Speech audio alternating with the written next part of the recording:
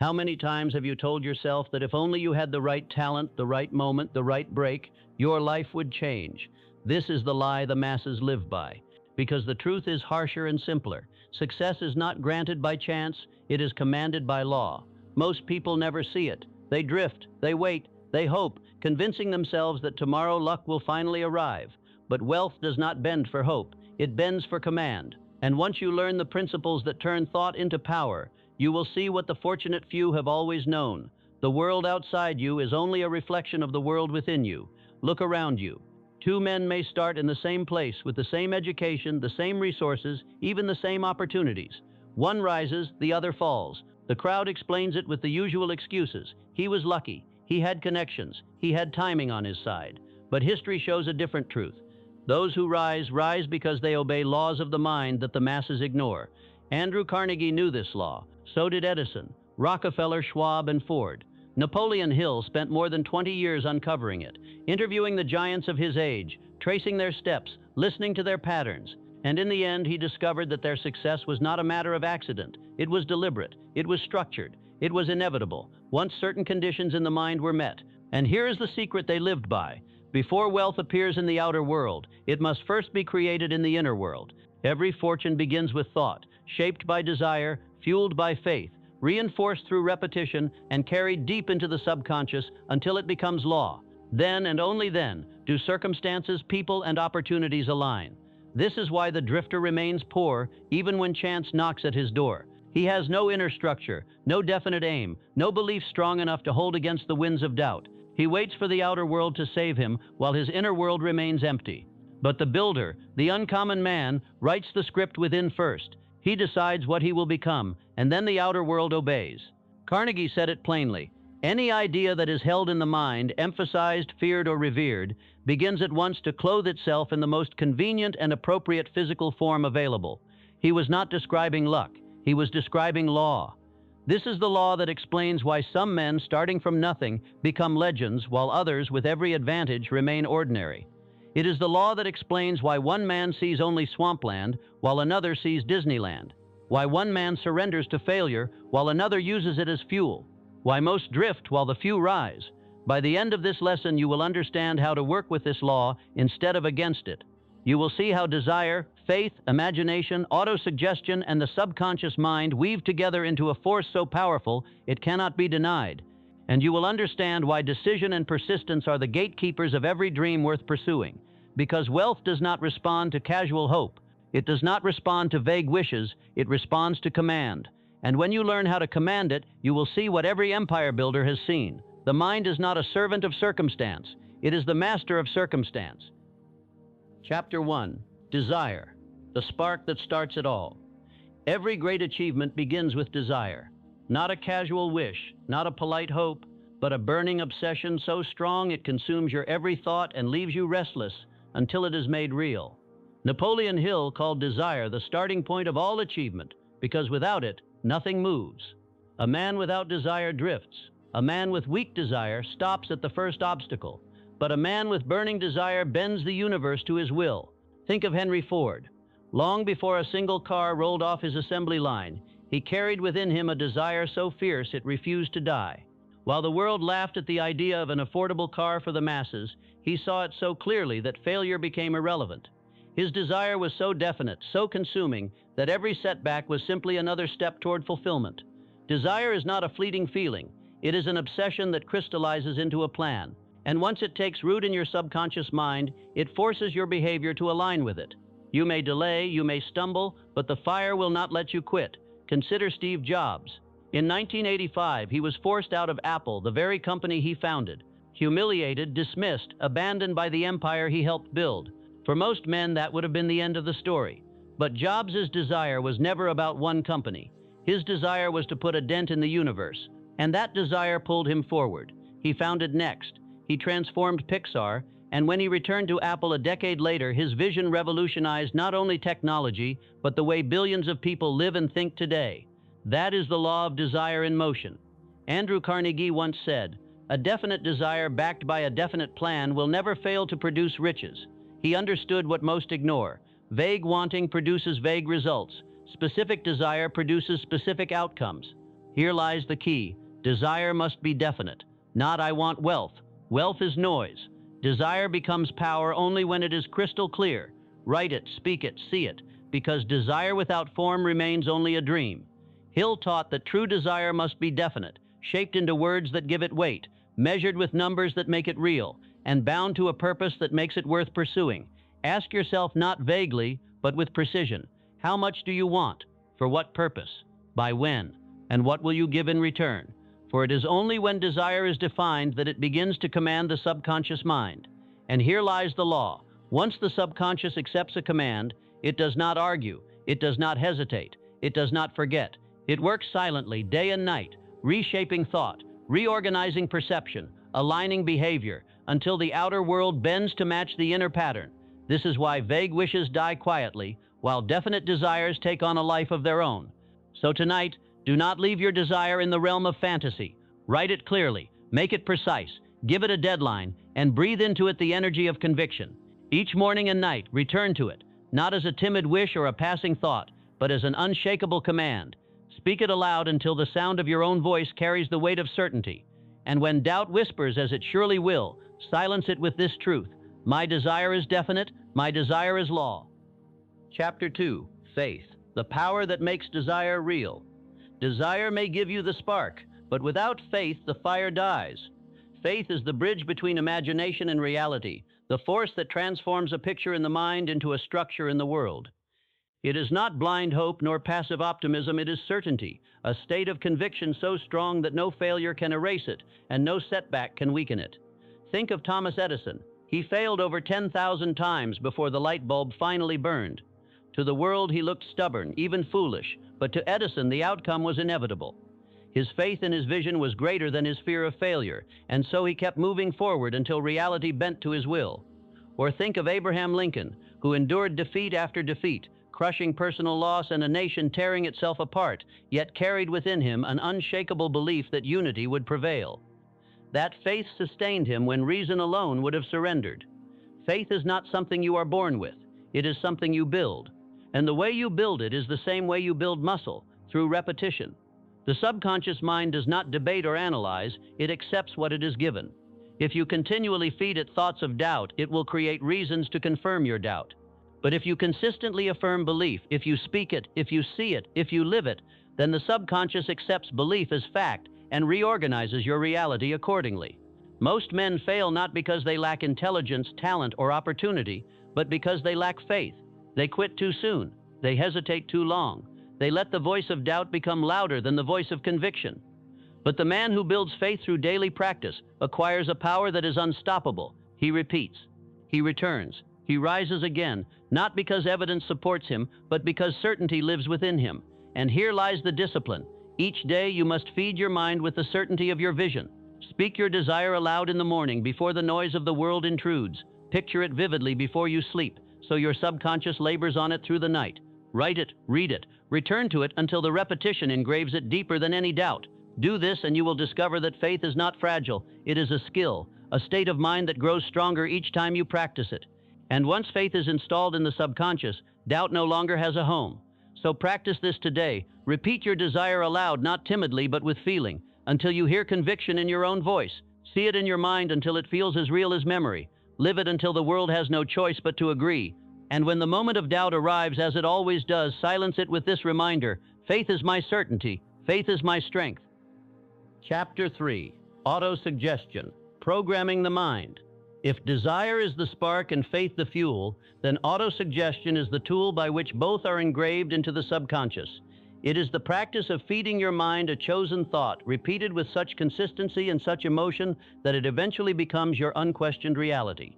The subconscious does not argue, it does not analyze, it does not reject, it obeys. And what it obeys most readily are the thoughts we repeat to ourselves with feeling. If you continually declare, "I cannot," your subconscious will search tirelessly for reasons to confirm your weakness. If you continually declare, "I will," it will begin to reorganize perception and action to make that statement true. This is why repetition is sacred. Émile Coué, the French psychologist, discovered that patients who repeated a single line each day, in every way, "I am getting better and better," often recovered more quickly than medicine alone could explain. Was it magic? No. It was the law of repetition. The subconscious accepts whatever it hears most often, provided it is spoken with conviction. History shows us the same law at work. Charles Schwab did not convince financiers with numbers alone. He radiated belief so powerfully that his words seemed inevitable. He repeated his vision, lived it openly, carried it until others could not help but follow. That is autosuggestion extended beyond the self, when your conviction becomes contagious and your reality infects the minds of others. Autosuggestion is not fantasy, it is discipline. It is the daily act of speaking, writing, and imagining your desire until the line between thought and truth disappears. It is how faith is built and how identity is rewritten. So do this. Write your desire in clear words. Read it aloud each morning and each night. Record it in your own voice and listen to it until it becomes the background music of your life. Let it echo until it drowns out fear. And when the world tempts you to forget, return to this affirmation: every word I repeat builds the man I become. Chapter 4. The Subconscious Mind, the Silent Partner. Beneath every conscious thought, beneath every choice you believe you are making, there works a silent partner, the subconscious mind. It is the soil from which all results grow, the hidden architect of your habits, your reactions, your identity. It never sleeps, it never rests. It simply accepts the seeds you plant and multiplies them. Most men live unaware of this power. They allow weeds to take root: fear, gossip, envy, distraction. They fill their subconscious with noise from the world and then wonder why their lives produce only confusion. But the uncommon man knows the truth. Whatever is planted will be harvested. If you want greatness, you must sow greatness. If you want wealth, you must sow wealth. The soil does not care what seed you choose. It will grow weeds as eagerly as wheat. Joseph Murphy wrote, "As you sow in your subconscious mind, so shall you reap in your body and environment." And modern science affirms it. The reticular activating system in your brain filters billions of stimuli each day, highlighting only what matches your dominant thoughts. Focus on fear, and you will see reasons to fear. Focus on possibility, and opportunity will appear. Consider Oprah Winfrey, born into poverty, scarred by abuse, overlooked by a world that expected her to remain invisible, yet she planted different seeds. She repeated affirmations of worth and possibility until her subconscious carried a new identity. That inner identity carried her from obscurity to become one of the most influential women of her generation. This is the silent power within you. Your subconscious is not neutral. It is either working for you or against you, depending on what you feed it. If you do not command it, the world will. Schools, media, society. They will plant mediocrity until your life becomes a reflection of someone else's design. So reclaim your authority. Guard your subconscious as if it were treasure. Before you sleep and upon waking, speak only the words of the life you intend to live, for at these moments the soil is most open. Plant what you want to harvest and refuse to give space to weeds.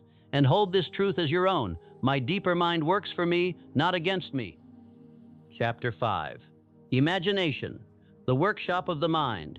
Imagination is the workshop where desire is shaped into plans and where invisible visions are sculpted into tangible form. Wealth is always created twice: first in the mind, then in the world. Without imagination, desire remains a spark with no structure, a fire with no direction. Walt Disney understood this. He was told again and again that his dreams were impossible. He was fired from a newspaper for lacking imagination. He went bankrupt. He faced rejection after rejection. And yet he continued to see something no one else could, a place of wonder that existed only in his mind.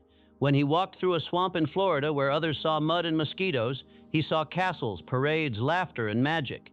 Disneyland existed in his imagination long before the world built it in concrete and steel. Nikola Tesla spoke of running his inventions in his mind like machines in a laboratory. He claimed he could build them in thought, let them operate for years, and when he finally created them physically, they worked as perfectly as if he had tested them in reality. His imagination was his laboratory, and it gave him inventions decades ahead of his time. And in our own age, Elon Musk dreamed of reusable rockets landing on ocean barges while most experts laughed. He lived in that vision so intensely that the world eventually caught up. What was once fantasy became a demonstration watched by millions. Imagination is not idle daydreaming, it is deliberate visioning carried with such clarity and intensity that the subconscious begins to treat it as memory. And once the subconscious accepts an image as real, the body and the world bend to align with it. So give your imagination its proper place. Each day, take time not to escape reality but to design it. Close your eyes, breathe deeply, and see your desire already fulfilled. Feel the emotions of its completion. Walk through the details of its form. Hear the sounds of its reality. The more vivid the picture, the more inevitable the outcome. And hold this affirmation: if I can see it in my mind, I can hold it in my hand. Chapter 6. Decision. The point of no return. Desire ignites, faith fuels, autosuggestion engraves, imagination designs, but without decision, all of it collapses. Decision is the turning point, the moment where dreams stop being possibilities and become inevitabilities. Henry Ford's decision to create an affordable car for the masses was mocked. His insistence on building a V8 engine was called impossible. His own engineers begged him to abandon the project, but Ford made a decision, and his decision was final: build it anyway. Years later, the V8 stood as proof of what decision makes possible. Jeff Bezos faced the comfort of a secure Wall Street career, yet he asked himself a single question: when I am 80, will I regret not trying? That question led to his decision to leave security behind and to build Amazon. The decision was the hinge on which his entire life turned. Most men drift not because they lack vision, but because they never decide. They postpone, they waver, they entertain their dreams, but never commit. And indecision is drift, silent, invisible, fatal. Decision, however, has power. It signals to the subconscious that all hesitation is ended. It directs every thought, every habit, every perception toward a single aim. It is the act of burning the ships behind you and declaring there is no way back. So do this tonight. Identify one decision you have delayed too long. Write it down. Declare it as final. And let every action from this moment forward align with it. And when your will begins to waver, remind yourself, my decision is made. My future is set. Chapter 7. Persistence. The unbreakable law. Persistence is the crucible where every other principle is tested. Desire may ignite, faith may fuel, imagination may design, but persistence is the law that proves whether they will endure. Thomas Edison failed thousands of times. Abraham Lincoln endured years of defeat. Nelson Mandela survived 27 years in prison. J.K. Rowling was rejected by a dozen publishers. Each of them could have quit, and history would never have remembered their names. But they persisted, and persistence made all the difference. Most men give up not because the goal is impossible, but because the road is longer than they expected.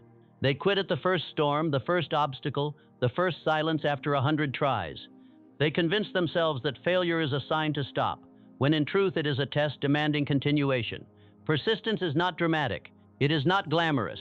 It is routine, discipline, the daily choice to return again when no one applauds and nothing seems to move. It is doing what others refuse to do for as long as it takes. And here lies its guarantee. No power on earth can defeat the man who refuses to quit. Every setback becomes a stepping stone, every failure a lesson, every obstacle a sharpening of will. Persistence transforms defeat into destiny. So practice it. When you fail, return again. When you doubt, return again. When you fall, rise again. Repeat until repetition itself becomes your identity. And affirm this truth: I do not quit. I rise again.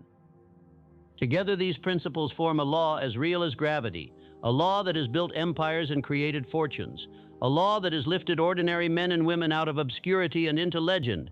And they will do the same for you if you dare to practice them daily, because wealth is not outside of you. It is not waiting in luck or chance or the approval of others. Wealth is within you.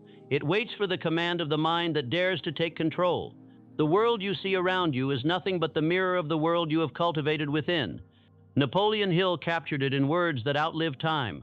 Whatever the mind can conceive and believe, it can achieve. These are not words for inspiration only. They are the blueprint of every life transformed, the code behind every fortune built. So conceive boldly. Do not limit the scope of your imagination. Believe fiercely, with a conviction so strong that doubt cannot enter.